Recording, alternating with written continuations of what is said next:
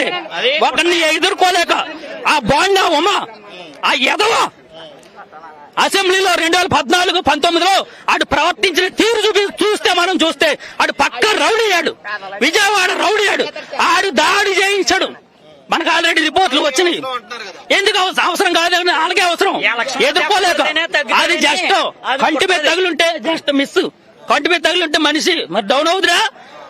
ప్రజల్లో ఆదరణ చూసి కుమిలిపోతున్నారు. సింపతి కోసం ఎందుకంటే ఇప్పుడు దాన్ని నేను కొట్టేసుకుంటే వేసేస్తారా ఓట్లు? జనాలు ఏమైనా ఎర్రోళ్ళా? జనాలు ఎర్రోళ్ళండి. ఇప్పుడు నన్ను నేను కొట్టేట్టుకుంటాను, దాన్ని నేను కొట్టేసుకుని నాకు ఓట్లు వేయండి అంటాను. ఎర్ర వేస్తారా? జనాలు ఓట్లు వేస్తారా? సింపతి కోసం చేసుకోవచ్చు కదా. తెలుగుదేశం ప్రభుత్వం మనుషులే చేశారండి. బోండామో ఎవరండి? ఏ పార్టీ అండి బోండామమ్మా? తెలుగుదేశం కదా, తెలుగుదేశం మనుషులే చేశారండి. తెలుగుదేశం ఎలా సమాధానం చెప్తారు మీరు? ఓటుతో సమాధానం చెప్తాం. మేమంతా కూడా ఓటుతో సమాధానం చెప్తాం.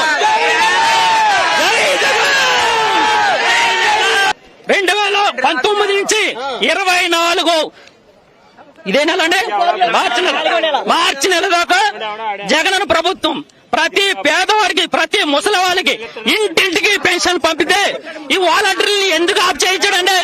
గుండెల్లో దడపుట్టే కదా జగనన్న పాలనపై, గుండెల్లో దడపుట్టే పెన్షన్ ఆఫ్ చేయించాడు. వాళ్ళే చేయించాడు. నిమ్మగడ్డ ప్రసాద్ ఎవరండి? మాజీ ఎలక్షన్ కమిషనర్ నిమ్మగడ్డ ప్రసాద్ ఎవరు మనిషి అండి? చంద్రబాబు నాయుడు మనిషి కదా. మరి వాలంటీర్ల ద్వారా Please subscribe .news.